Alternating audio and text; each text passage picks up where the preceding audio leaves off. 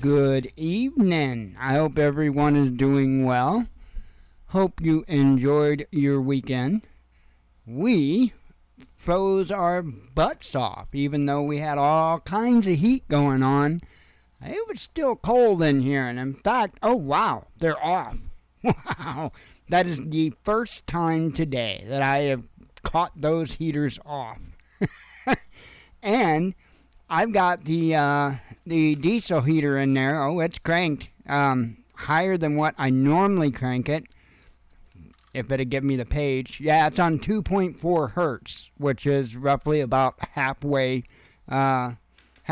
We can't turn it up very high because it will absolutely, completely dry out the house. In fact, I was kind of concerned. I wasn't.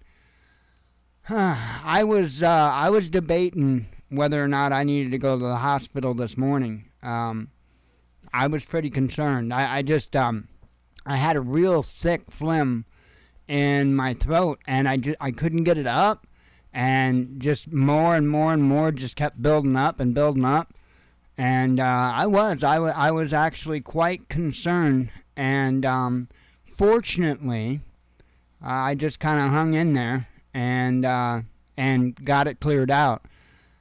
I think it got a little too dry for me is what happened, because I woke up and I turned the heater up a little, the diesel heater I turned up a little bit, and again the other heaters were running as well, and I got up and it was like the humidity in the house was down to like 30%, and I thought, oof, I think that's probably irritating my my sinuses and my throat and all of that. So I got up probably about 3:30 this morning, something like that. Or, well, no, I got out of bed probably about 4, I guess. And I came in, and first thing I did was put a pot on the stove with water and start boiling it.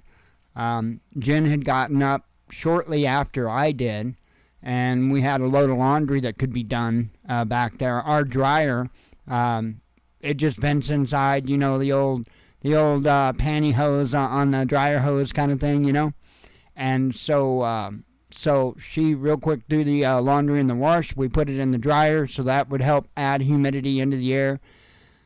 And slowly, drinking my lemonade and water. I drank a couple glasses of water. Finally got it to get down to a feasible. We have a humidifier. The problem is it's a wick style humidifier, and those stupid filters are not cheap. And I never have, and I probably need to get on this. I was actually going to try to find some polyfill, and I was going to whip out the sewing machine, and I was actually going to make a washable, a reusable filter for it, but I haven't done it yet. I probably need to get on that project. But yeah, the only thing we've got running right now is a dehumidifier that's in the closet. I keep it in there and keep it running, because if I don't, the sugar in there will turn into bricks. So I always keep a dehumidifier running in the closet, but it's not a big one. It's definitely not enough to dry out the house or anything. It probably can barely keep up with the closet. But so I worked through it and was able to get the nastiness in my throat down to a dealable level. And then as the day progressed, it got better and better. So it's not supposed to be quite as cold tonight. Well, that's the last I knew. This morning when I got up, it was -7 degrees, and that's a little cold. Actually, it was -5 degrees when I got up, and as the morning kept progressing, it wound up -7 before it was all over with. So that's a little cold, and I was going to real quick bring up our local weather and see what they're saying for the low tonight. Because it wasn't supposed to be as bad. The low wasn't supposed to be as bad. So, let's see. I'm almost scared to look here. I don't know. That bastard just don't show it. Monday's their first, they don't show what the low is going to be overnight. But I can click on this little doohickey. Oh, nice. Yeah, so it's only supposed to get down to 1 degree, even though, now, I want you to hear me out. The forecast, in fact, here, let me bring this on over. They're trying to kill me, the liars. Hang on, let me show you this. So, they're saying it's going to get down to 1 degree tonight at its coldest, but I will have you know that we are currently setting at 0. So, liars, I don't know how cool it's going to wind up getting, but we are currently at 0. They said 1. We'll see. I don't know. I'm telling you, it's it's a little cold out there. So.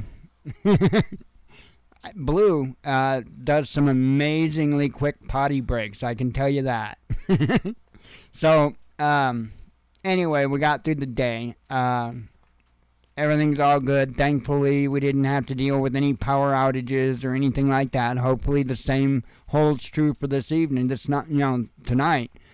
And, if not, I've actually already got the EcoFlow River 600 already right now. It's already in there, and they call it EPS mode or whatever. It's not quite UPS because there's a 30 millisecond switching time. But that's good for the heater. The heater would be fine with that in EPS mode. So if the power does go out, that heater won't even shut off. It will keep going on. So that's all squared away. That's taken care of just in case. And other than that, it's just been hell getting this place heated today. And I even, for a short period of time, turned on the furnace, which I absolutely hate doing because, yikes, you don't want to see the power bill from that puppy. But I didn't have it on for very long. Wow, 61, Kyle. Wow. Must be nice, brother. Must be nice. I don't remember if you said, can you mention even like a broad about where the hell you are? Even the state would be fine if that's okay. It was cold. It was cold this morning. But other than that, I'd been trying to had to turn the heater on in the pool. Oh, Leo, you're not much better, man. Gosh. I don't know what we made it up to today, but it wasn't much. It wasn't much at all. Oh, okay. Arizona. Okay. All right. Right on. Right on. I'm thankful that it's not supposed to be as cold tonight. Not supposed to, but they're already lying to me. So I just got huffed. So we'll see what happens. But yeah, it's been a pretty uneventful weekend. Thankfully, I've spent a fair amount of time in VTOL VR and trying to learn more weapons and how to do stuff. And today I actually accomplished the refueling practice. So I couldn't do that before because I was like I'm a pretty good pilot, and I was like all over the place. I couldn't do it. Well, ever since I installed the game, I noticed in the settings that I don't know that it supports a flight stick. I don't think so, but it does support rudder pedals. And so today, for the heck of it, I pulled them out, hooked them up, and did the key binds and all that good stuff. And I could actually successfully pull off the refueling mission, so that was cool. So I've done that. I pretty much got the weapons. Now, I won't say down pat, but I mean, I've got a good understanding of them. And it won't be long, and I'll be harassing the multiplayer servers. I didn't want to jump right into multiplayer right away. I want to actually know what the hell I'm doing first. But anyway, it's been really enjoyable. This morning I made that carrier landing video, and a lot of fun. It really, truly is a lot of fun. The people over there on their Discord are awesome. It seems like they've got a pretty good community over there, so that is cool. And then I found out today I won't be able to do nothing. I think maybe I might be able to do something at the end of the month. I'll have to take a peek-see here real quick. I'm not sure. I may be waiting another month yet before I can do anything. Yeah, this is messed up. You gotta have $10 for a payout for the Amazon affiliate thing, and I'm setting at $9.74. So it is what it is. The second book from Joseph Niemeyer released today, so I gotta sell a kidney or something for $5. So anyway, I saw he had posted that on Facebook earlier today, that his second book came out today, which is called 14 Days. So if you have Kindle Unlimited, I don't have Kindle Unlimited. If you have Kindle Unlimited, you can read both books, 7 days and 14 days, for free. So just a heads up. I don't have Kindle Unlimited though, so it is what it is. But I thought that was an awesome announcement. I am very looking forward to reading the second book in the series. I don't know. I haven't asked him yet if he's planning a third or what. I haven't asked him. I did some reviews for him, both the YouTube, and I did an Amazon review for him, and he personally thanked me on my Facebook page, and it's incredible. He's a cool dude. That's all I can say. He's a really cool dude. So anyway, if you haven't read either one, if you've got Kindle Unlimited, I highly recommend them, and enjoy. I know 7 days was incredible, and I suspect 14 days would be just as good, if not better. So, and the only insight that I got thus far is that, one of the characters that was in 7 days will be carried over into 14 days. So that's cool. The character that I was extremely pissed off at. Oh, man. I have never been so mad reading a book. I was pissed. I was pissed. It was almost... he does such a good job writing. And I do everything I can to put myself in the spot as I'm reading. And I don't want to give it away. I don't want to spoil it. But, oh my goodness, I was pissed. I mean, it's like I felt betrayed, you know? But it's a good read. So I'm looking forward to being able to read that whenever that time comes. And anyway, from there, like I say, I've just been messing around. I haven't even been in Microsoft Flight Simulator for, hell, I couldn't tell you when the last time I opened it up. I really don't know. Anytime I get an extra chance to get in and put on the headset, I hop into the VTOL VR or not the servers, not multiplayer, but I go into the where it's just me and nobody's shooting at me kind of things. While I'm learning, you know, I'll be taking the training wheels off very soon, maybe even tomorrow.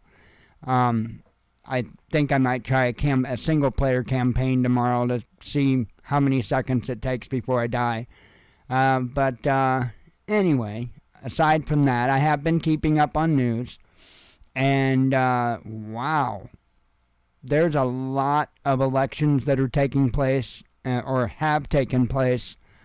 And it's not looking good. It is not looking good. And I don't know what the future holds for the United States and that presidential bid.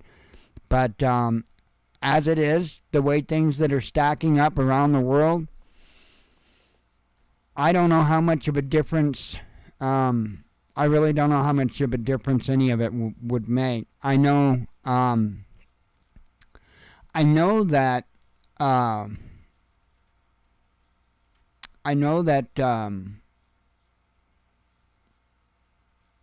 I'm watching the situation unfold with Taiwan, and that's very concerning.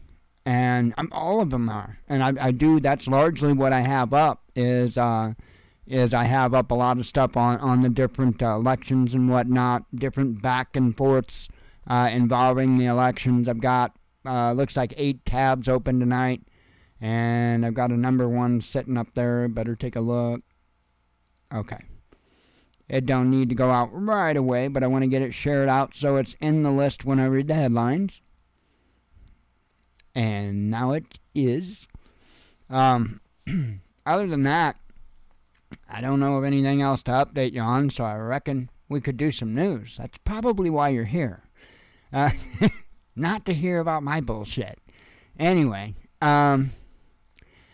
and I decided to go ahead and just go with a little red lighting tonight. I don't know. It's easier on the eyes and whatnot, so I'm good with that. I can see the screen actually way better when these lights are dim. So I've got that night blindness or whatever. I'm one of those guys that could be driving down the road at nighttime and it's hell. All the street lights and oncoming headlights and all that, they all look like big starbursts, and I'm one of those folks. And my eyes are real sensitive to light, so I like being in a darker room when I'm sitting at a computer. So I didn't do it for the cool factor.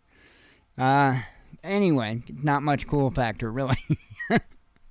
So anyway, I reckon we can go on over to the web view and we can get this motorcycle kick-started.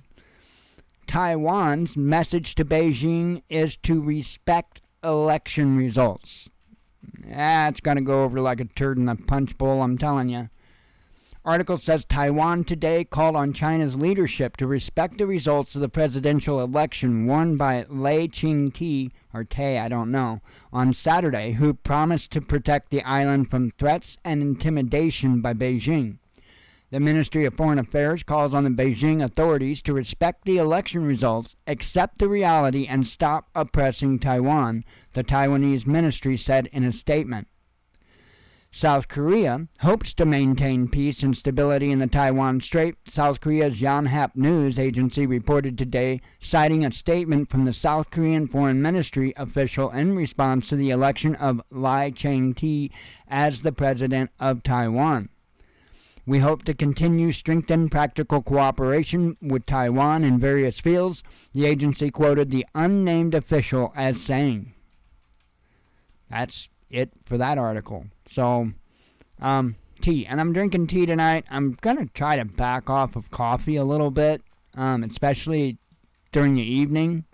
I've got enough issues sleeping. That's probably not helping. So it's tea tonight, and as long as I can manage it, it'll probably be tea. Hang on.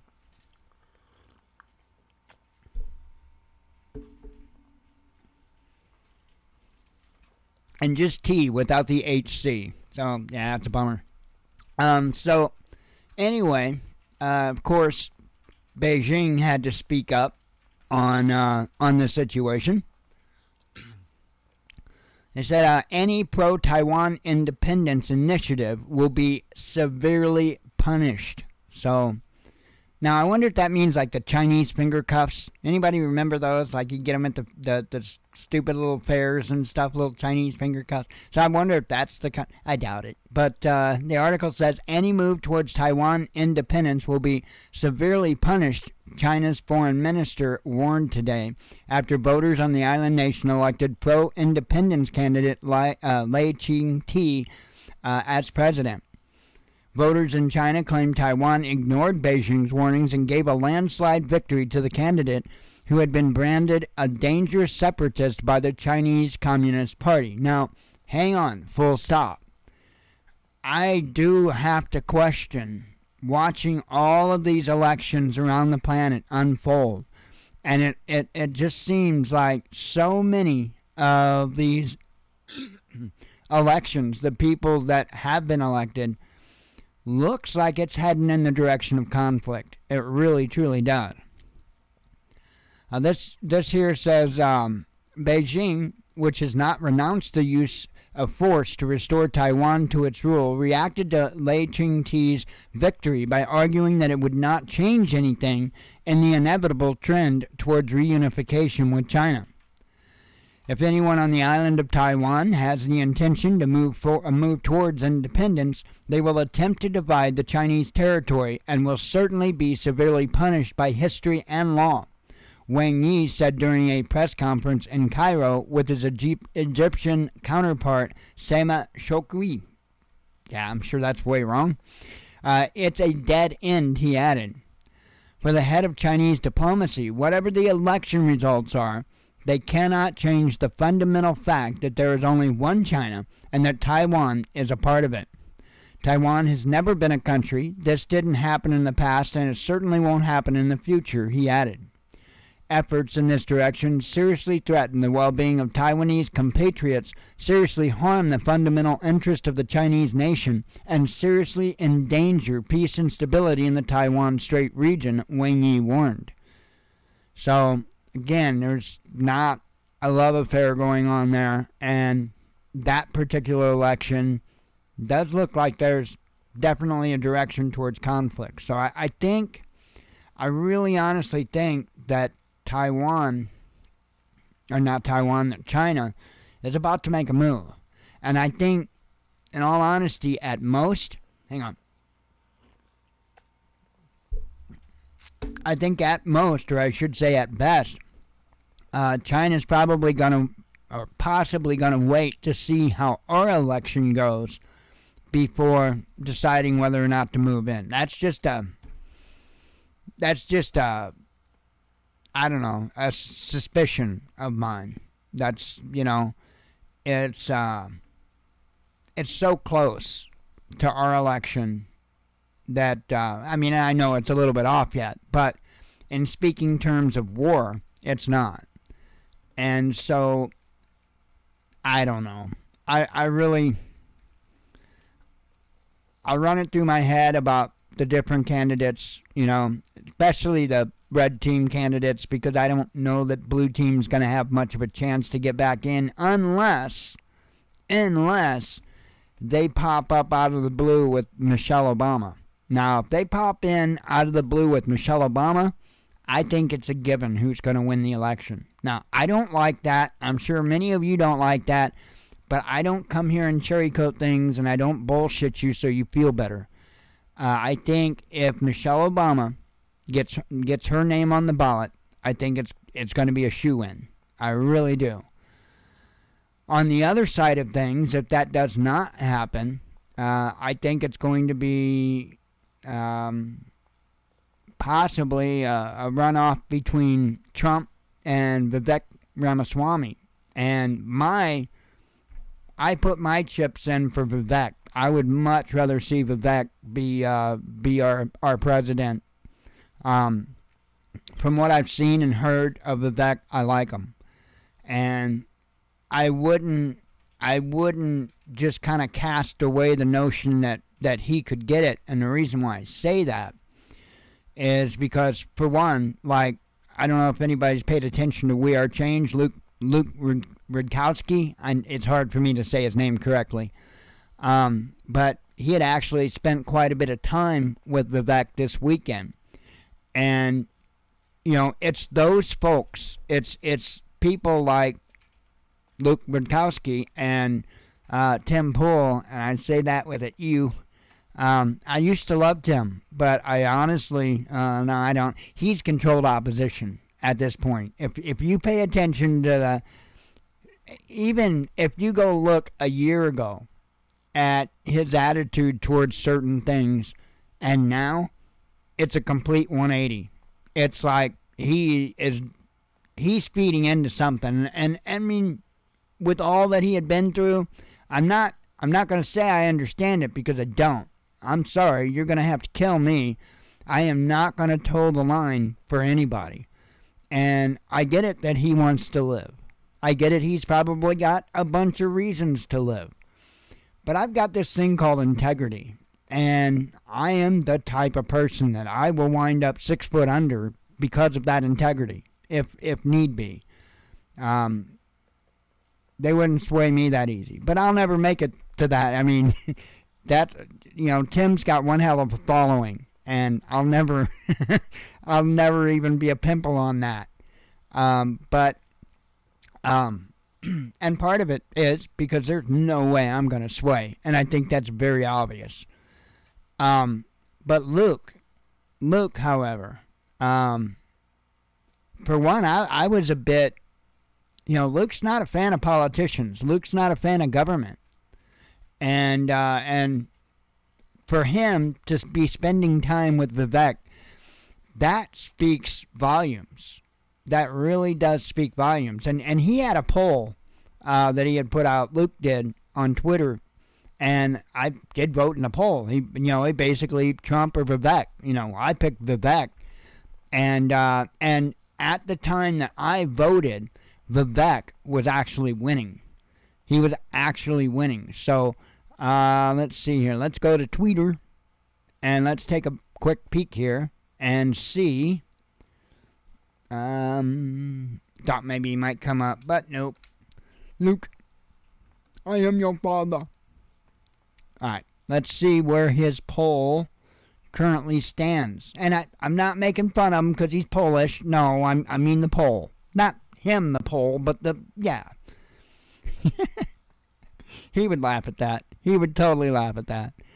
Hang on, let me find his little poll here. Okay.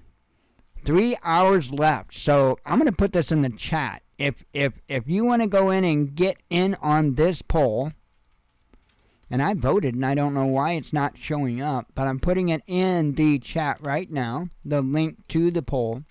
It's a link to the poll squared, right? Because it's like, he's a poll, and it's a poll. Yeah, you know what I mean. So go there, cast your vote, and I thought mine would show up because I already had voted. Yeah, see, I voted again, I guess. I don't know. I already voted once. But Vivek is now currently losing. Vivek has 42.3, and Trump has 57.7. But when I first voted, it was Vivek. He was in the lead. So, not by a lot, mind you, but nonetheless in the lead. So, there's definitely some interesting stuff going on there. And I don't think even if Vivek got into office that he could stop what's coming. I really don't. Oh, yeah, he's got a lot of awesome shirts. He has got a lot of awesome shirts. That's the fact. But, and this is just what's going on with Taiwan. I don't know what the next one. Yeah, okay. I couldn't remember exactly what the next headline was. Here says the new French foreign minister sent a message of support to Kiev. It says here Paris will continue to support Ukraine. And it says the day after assuming his duties, the new French foreign minister, Stéphane Sejourné, assured the Ukrainian government Saturday, that Paris will continue to support Ukraine in the war against the Russian invaders. Despite the multiplying crises, Ukraine is and will remain a priority for France, Stéphane Sejourné, emphasized during his visit to Kyiv. In Ukraine, the fundamental principles of international law and the values of Europe are at stake, as well as the security interests of the French people, explained the French foreign minister after his meeting with his Ukrainian counterpart, Dmytro Kuleba. See, they really need, easier names for me, please. Stop electing these people I can't pronounce. I'm kidding.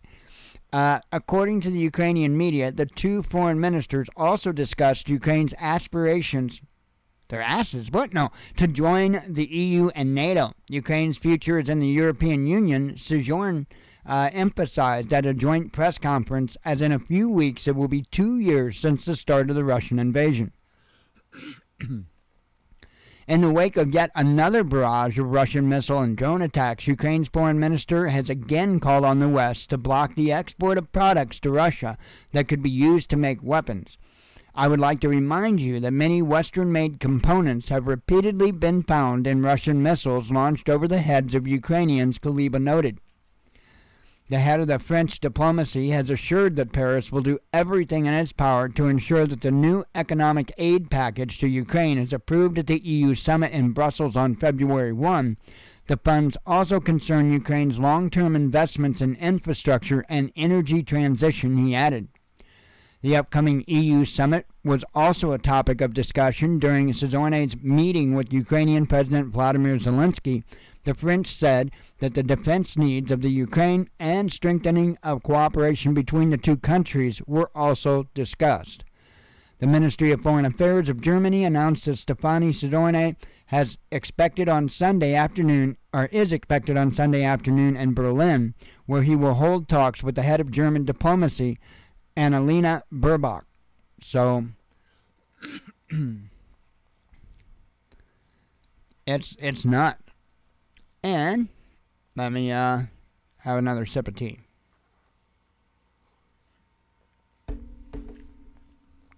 I forgot to grab some ibuprofen. I was going to take ibuprofen right before the show, and I forgot.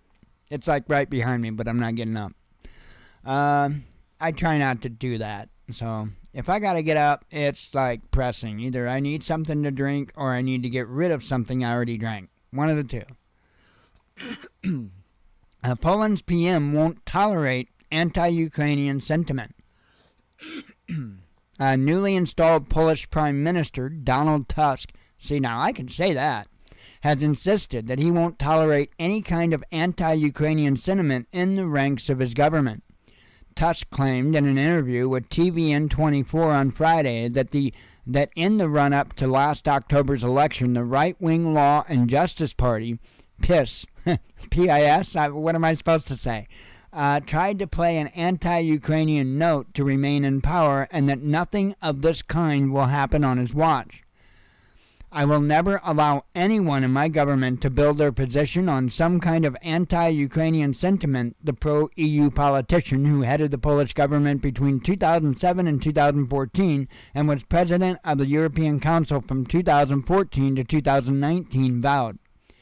Kiev needs the backing of Warsaw and the entire West because as long as Ukraine is fighting Russia, we are relatively safe, he explained. There can be no doubts about or our involvement and the involvement of the entire Western world in support of Ukraine. Every Polish patriot must absolutely recognize these reasons, Tusk stressed. The PM called upon Europe to rise to the occasion and invest more money in assisting Kiev because Poland won't be able to cope financially with such a task on its own. Yikes. Let me have a sip of coffee real quick. Maybe a couple of vapes so I can read or something.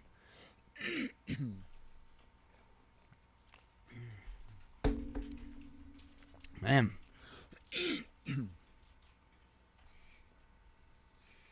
I'm doing pretty good up till then.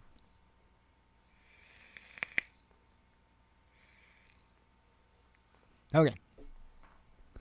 Poland has been one of Ukraine's prime backers in the EU after the outbreak of the conflict with Russia in February 2022, supplying Kiev with arms, accepting around 1.5 million Ukrainian refugees, and consistently advocating for more sanctions on Moscow. However, a falling out between the neighbors occurred in September 2023 after Ukraine filed a now-suspended complaint to the World Trade Organization over Poland and some other EU states for banning Ukrainian grain deliveries. The PiS government, they named it, not me, in Warsaw, said it would focus on Poland's own security and would not be sending weapons to Ukraine anymore, except for some old decommissioned ones. Polish truckers continue to block border crossings with Ukraine and protest against the EU's decision to exempt their Ukrainian counterparts from needing permits to enter the bloc. When addressed on the issue, Tusk acknowledged that there is a second dimension in relations between Warsaw and Kiev. The Poles want to help Ukraine, but they can't be harmed by the Ukrainians, he explained. The PM said that he will visit Ukraine in the coming days and, among other things, discuss ways to resolve what he called pathological situations on the border. Absolute craziness. Have a sip of coffee before I go to the or tea. So used to coffee.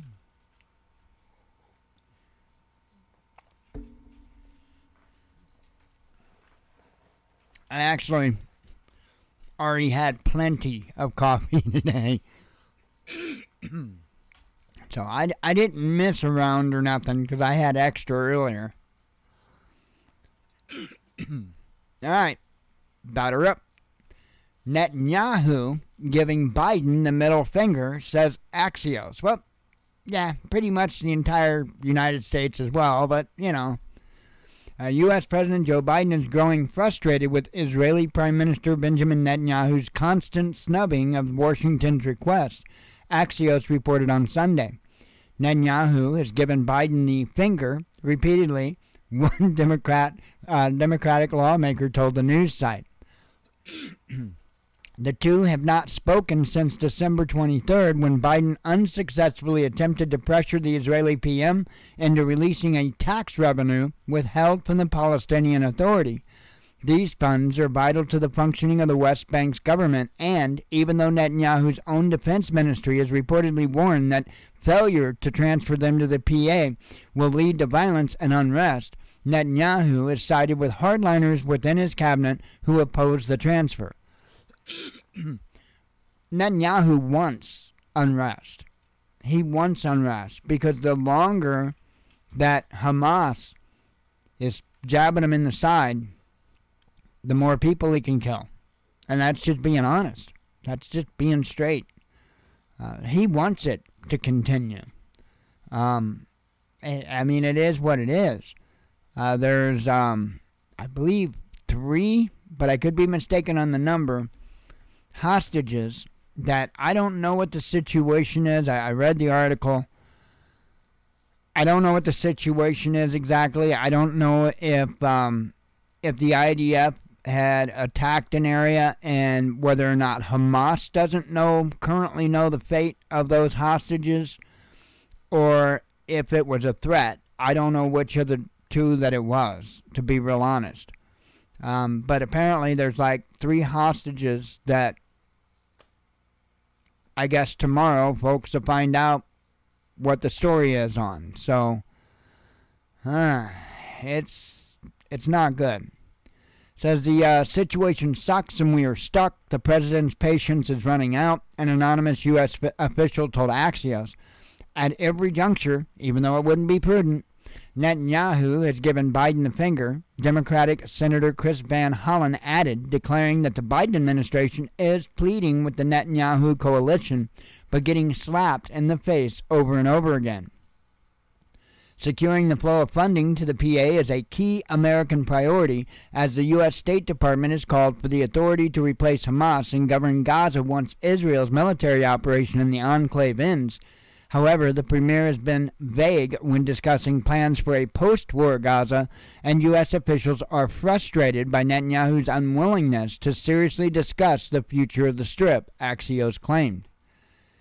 Adding to their frustration is his refusal to allow more humanitarian aid into Gaza and the likelihood that Israel will not meet a U.S.-imposed timeline to transition to a lower-intensity phase of fighting there by mid-January.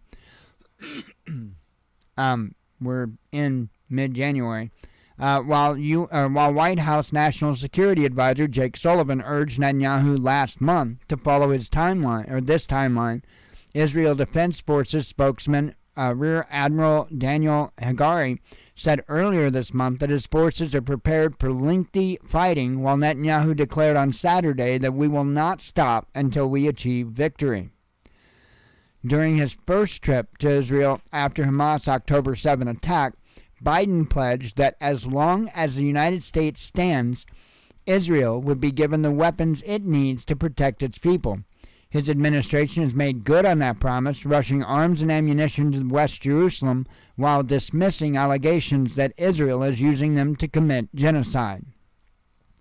However, Biden is up for re-election. It's going to go into all that and all the history, and I'm not going to.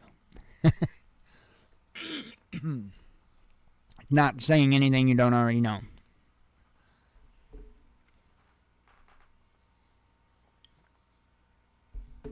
So, protesters in support of Gaza have been a little busy lately.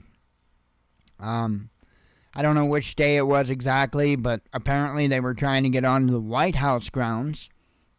So, there's that.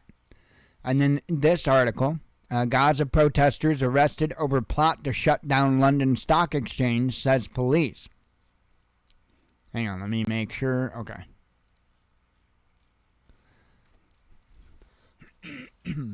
Got to make a quick run through to make sure everything's kosher. Says here a group of pro-Palestinian activists have been arrested on suspicion of planning to disrupt the work of London Stock Exchange, police said on Sunday. The arrests were made in London, Liverpool, and Brighton. The suspects, aged 26 to 31, remain in custody. According to the Metropolitan Police, the authorities were tipped off by the newspaper Daily Express about a group that sought to target the LSE, causing damage and locking on in an effort to prevent the building opening for trading. The plan was supposed to be executed on Monday morning, police said. Now, we believe this group was ready to carry out a disruptive and damaging stunt which could have had serious implications had it been carried out successfully, Detective Superintendent Sion Thomas said. He added that officers will be on a lookout for any disruption in the coming days. Multiple pro-Palestine and pro-Israel demonstrations have been held in London and other UK cities after the war between Israel and Hamas broke out on October 7. And it's going to go right back all into the history of the stuff. So, crazy. Absolutely crazy. And then, well, we're not done with election stuff.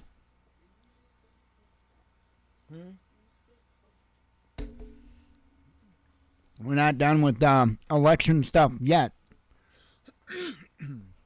I think we're only getting started on that stuff. I mean, tonight we're about done with it, but overall, I think we're just getting started. Clashes in Guatemala after President-elect denied inauguration. Could you imagine? Could you imagine? Let me just throw this out there. Could you imagine Trump getting elected in 2024 and then refusing to inaugurate him? I mean, I can certainly imagine it. Certainly.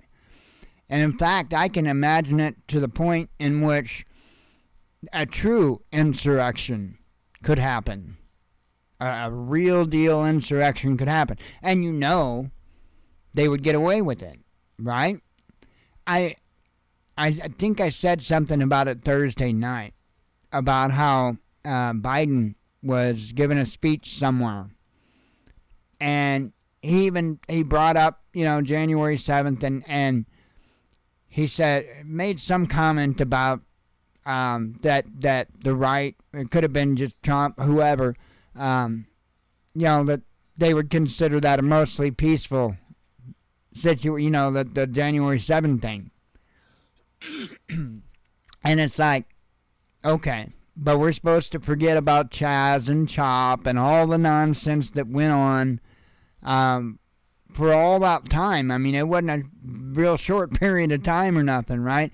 And that they're on record many, many, many times talking about how it's a mostly peaceful protest while stuff is burning in the background of the reporters, So it blows my mind. And if I were to pontificate on that, I would, I could see that definitely happening. Them preventing him one way or another from being inaugurated and doing so in a mostly peaceful protest, Anyway, I agree with you, Leo. Sounds good. Finger food from the air fryer. That sounds good. Yeah, I agree though, Leo. Absolutely, I agree. I think that would be enough to spark it. I think it would take quite a bit to spark civil war, in all honesty, and I've talked about that. But I think that just might have what it would take to do it. Oh, howdy, Mom Susan. By the way, what kind of finger foods were you eating?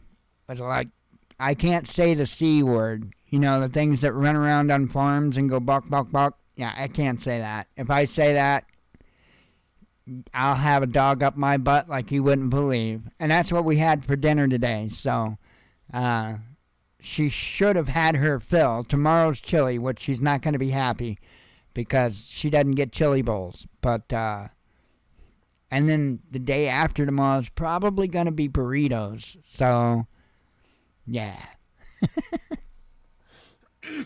I did make some, I don't know what day I made that, chicken and dumplings, but they turned out pretty good. First time ever making chicken and dumplings from scratch, and I was shocked at how well they turned out, aside from the fact I added a tad too much pepper. But aside from that, yummy, yummy. And so I'm definitely going to be doing that again.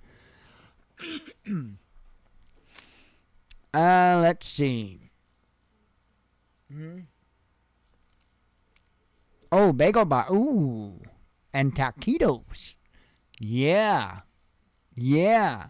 You need to stop before I'm ordering all that kind of stuff for our next grocery. That stuff sounds good. The bagel bites sounds good. The taquitos sounds good. Somebody was saying something to me over the weekend about tamales.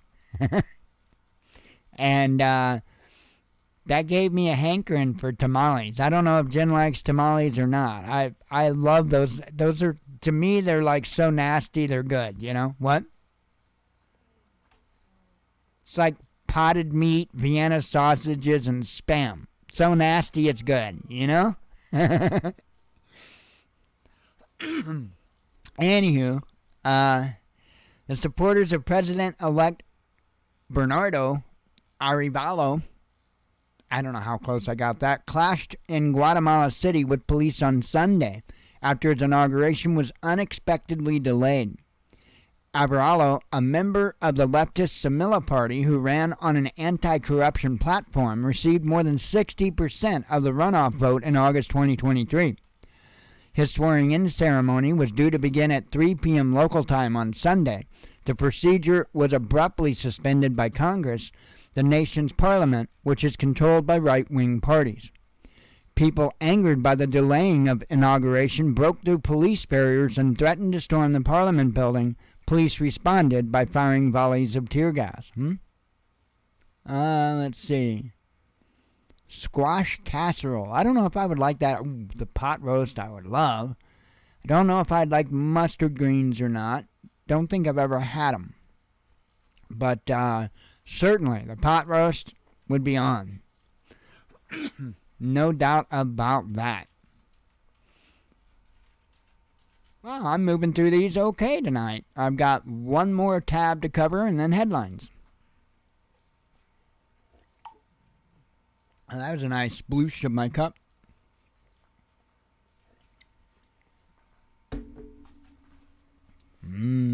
Tea without the HC.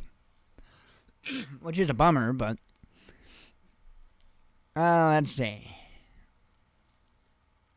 And this article claims that Western strikes on Houthis mostly failed. Well, the New York Times is saying that apparently.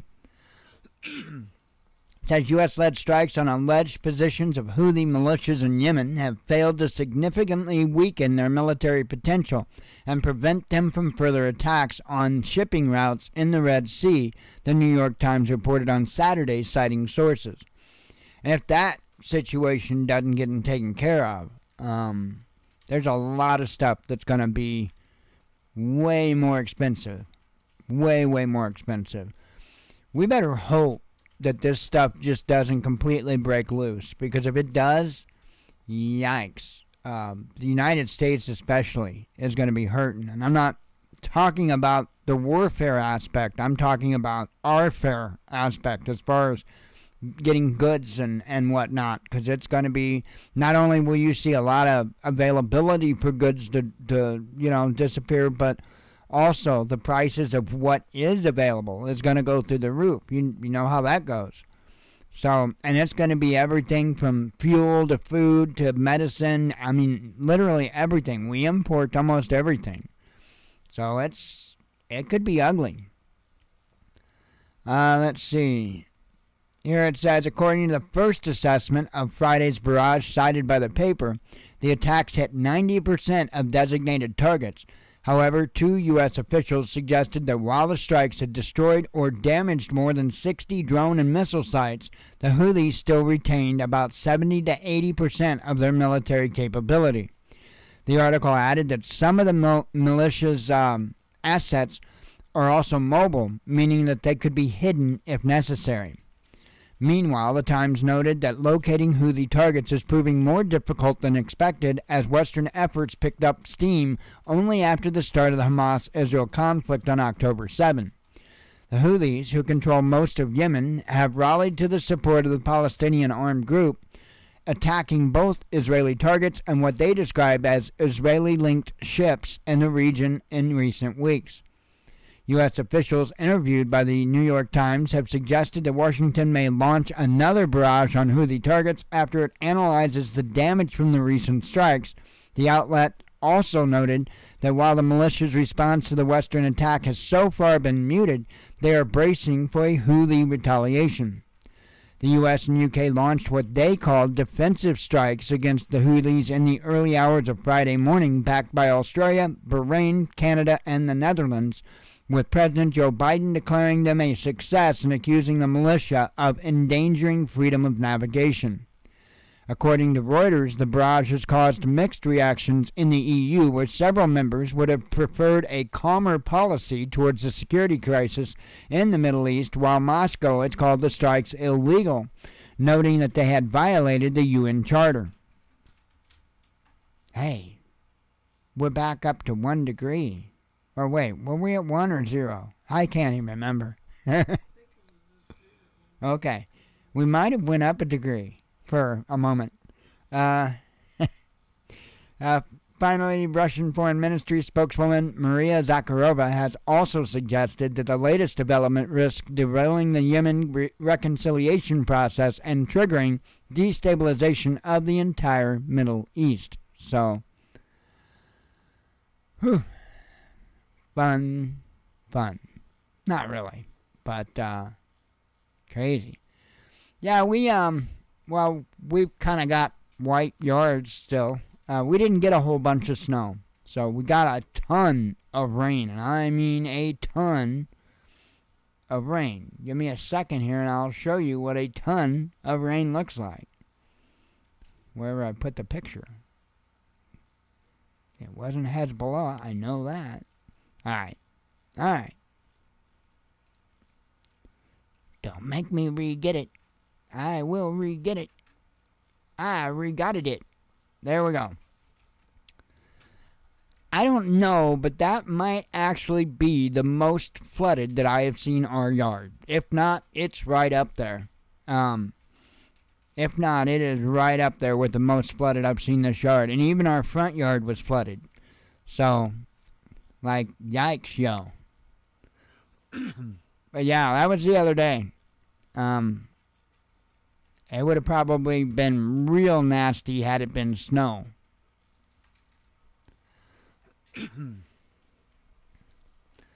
Oh, man.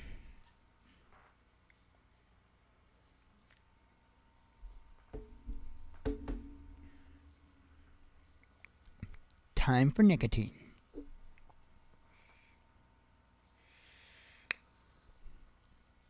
I'm actually surprised I ran through those that quick. That was quite a few.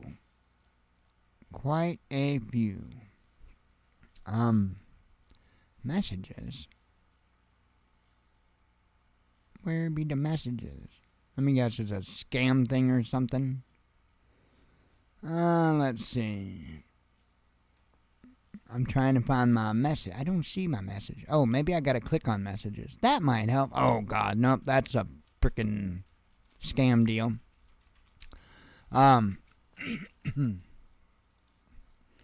Those are always fun. I get quite a few of them anymore. I don't know what's up with that, but I do get quite a few of the scam things anymore. Fun. Alright, let's do some headlines. And we'll jimmy out the back door. No, I ain't going outside for nothing.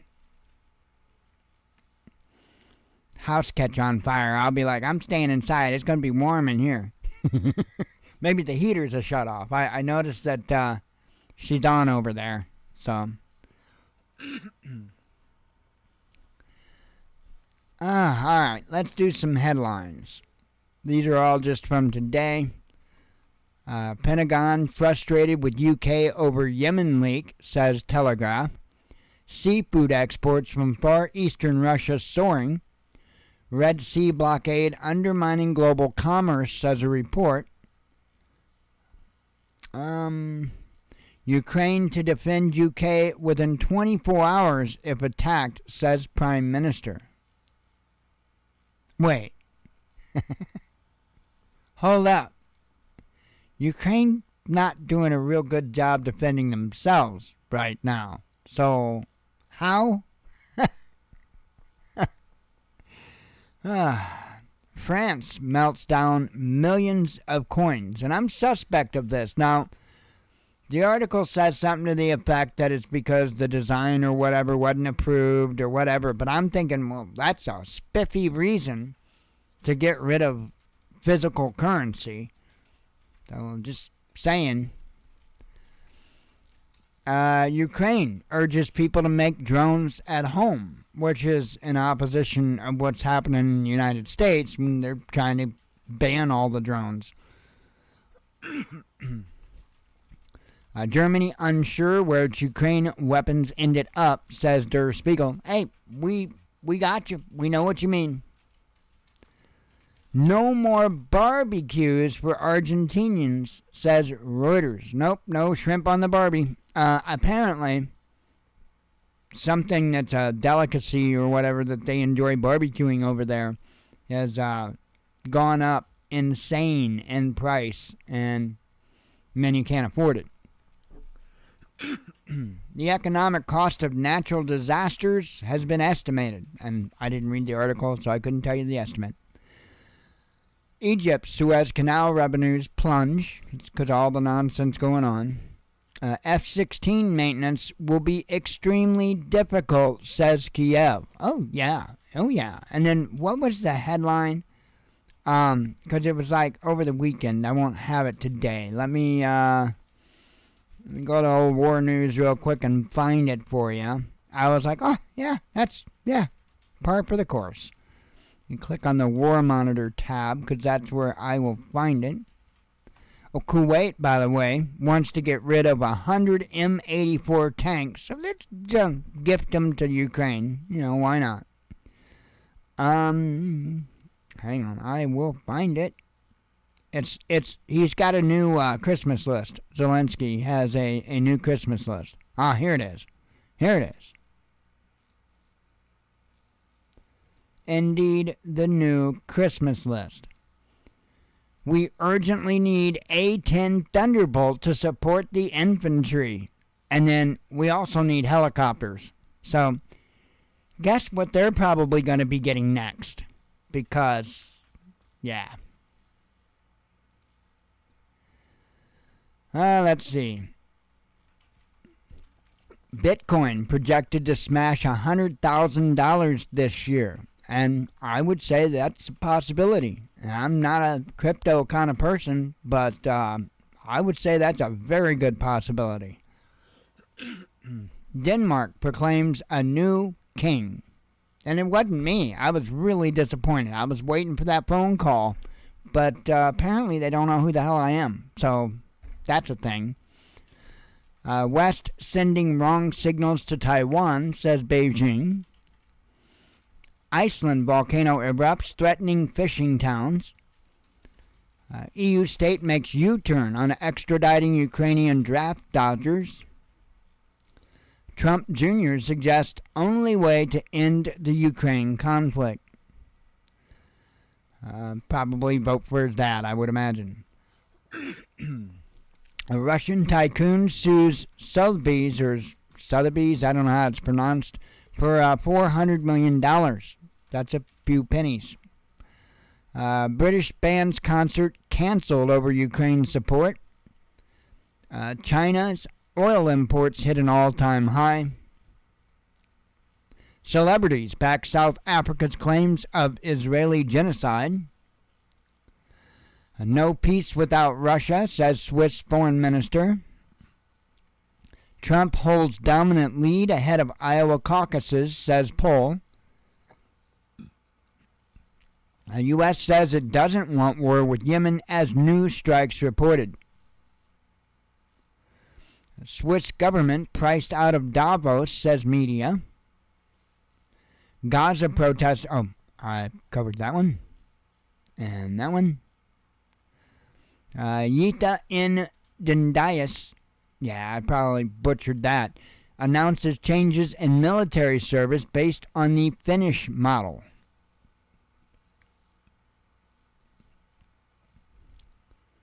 Let's see, I've covered these. Addendus on the defense industry, don't be fooled. We have the ODA, ODA, and the EAS, EAS, with almost zero production.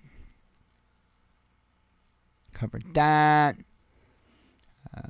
Video, I guess, of a Ukrainian abandoning a tank and saving his own life.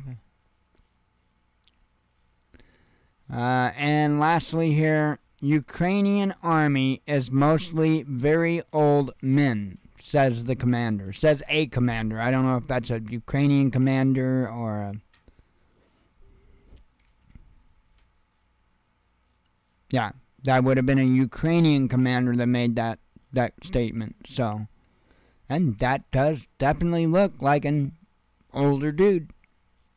So, they're going to have grandma out there with her rolling pin before long, But she's probably going to take out a few Russians because, it's grandma after all. She breaks her damn rolling pin, she's going to go get the cast iron skillet and, gonna break loose. I really hope that we aren't walking into major conflict, but I don't smoke opium, so it really does truly look. Now, I'm not going to say World War III or anything like that, but it does definitely seem like things are going to get hot. The U.S., I hate to say this, the U.S. intelligence, because it's an oxymoron, is saying that they believe there's a pretty significant chance of attacks on our homeland. I don't know if they're just doing that to stir up fear, because a lot of times that's what it amounts to. Or if there's actually, I know they're claiming that they are aware of individuals, I guess, that could possibly be in the country and be awaiting to be activated. We'll see. I don't trust much of anything these days when it comes to that kind of stuff. I believe firmly that we'll probably be seeing some false flags. Maybe not huge ones, maybe minor ones. I hope nothing huge. But we'll see. I mean, that's really all we can do is kind of kick back and wait and see what happens. But as I've always said from day one, and I'll say it again, it's been a little while since I have, it all is still the same for us. We need to keep continuing to get ready in every way that we can, mentally, physically, spiritually, most important in my opinion, and doing everything we can to be able to provide for ourselves, to maybe help our neighbors, and try to survive what could be headed our way. That's all we can do. That's why I lean on the spiritual preparedness, because we can only do what it is we can do. I know I'm far from a lottery winner, so we probably pretty well got what we can get, and hopefully it's enough to see us do enough of the bump anyway to be able to move forward from there. Again, I think it's ultimately important, my opinion, to have that spiritual preparedness, because I think that folks are going to need to lean on that. It's definitely things aren't getting better. That's a fact. But anyway, Rocky Road ice cream. You knock it off. It's too cold for me to walk to Walmart. No, I'm kidding. They're closed. I don't know when they close, but they don't stay open 24 hours anymore anyway. A gas station, you would have to go play the lottery, win the lottery, and then you might be able to afford the ice cream that's in the gas station. So, we're not talking about no scratcher ticket. No. Better win the Mega Millions. I don't play the lottery. I'm probably an idiot. I don't think the father's good with that. I don't think he's good with that. But when I was young, and this is a true story, I had unbelievable luck. And when I say young, I mean young. Like young. Maybe 12, 13, I don't know for sure. But I distinctly remember having my mom have me, well, she probably didn't want to get out of the damn car. That was probably part of it. But she would have me go in and buy the lottery tickets. We're talking about the time and age to where, 12-year-old could go in and buy a pack of cigarettes. Yeah, those days. And she would have me go in and get the scratch-off lottery tickets, because every time I went in and got the tickets, she won. Nothing big. She never got anything big, but a lot of times she would at least get her money back. So, sure enough, she'd had me go get her lottery tickets. I don't think that there was anything to it, but, whatever. I know that I have tried that for myself, and it never really worked out well. I'm like, I'm not rich. I don't know, I couldn't tell you the most I've ever won. I couldn't tell you, because it's been so long. I haven't played in like a long, long time. I don't know. I know I wouldn't, if I don't even think I've won $20, and if I have, nothing more than that. But I don't think I've even won $20. I think maybe 5 or 10 or something like that's probably been the most.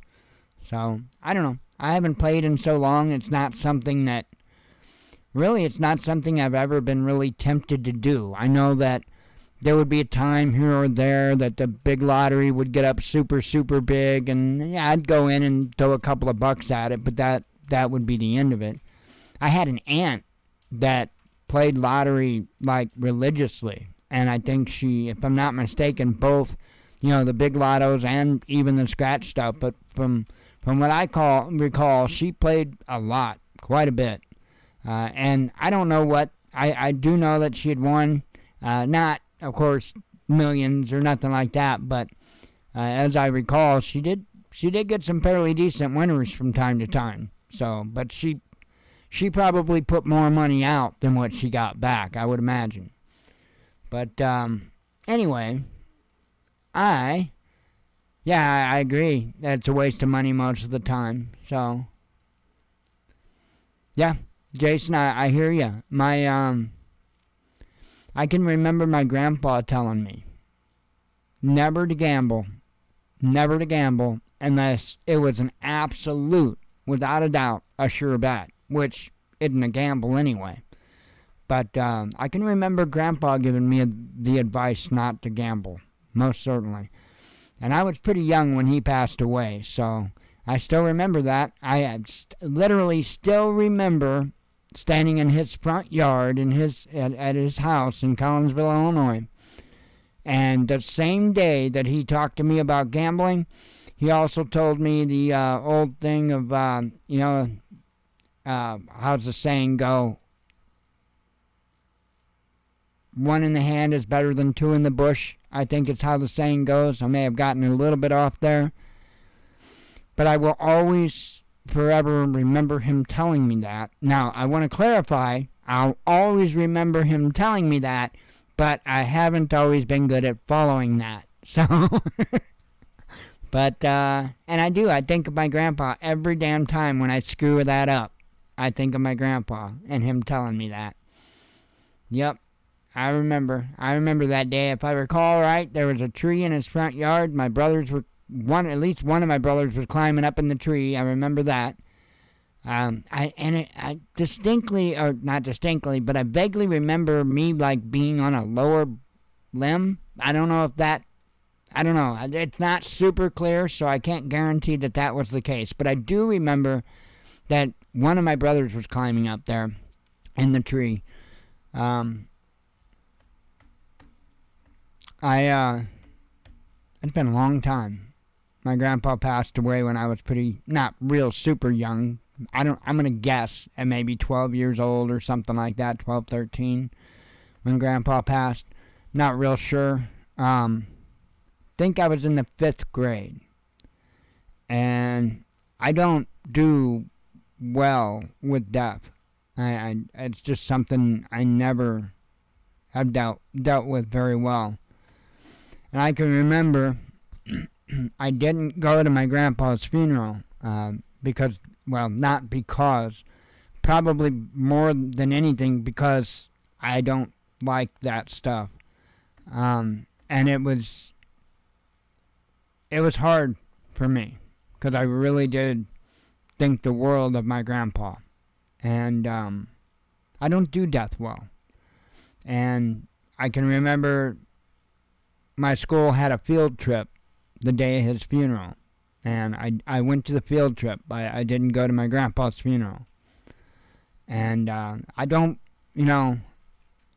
feel bad about it now or anything. I don't do well with death. I don't. 5th grade, I believe I was when my grandpa passed away.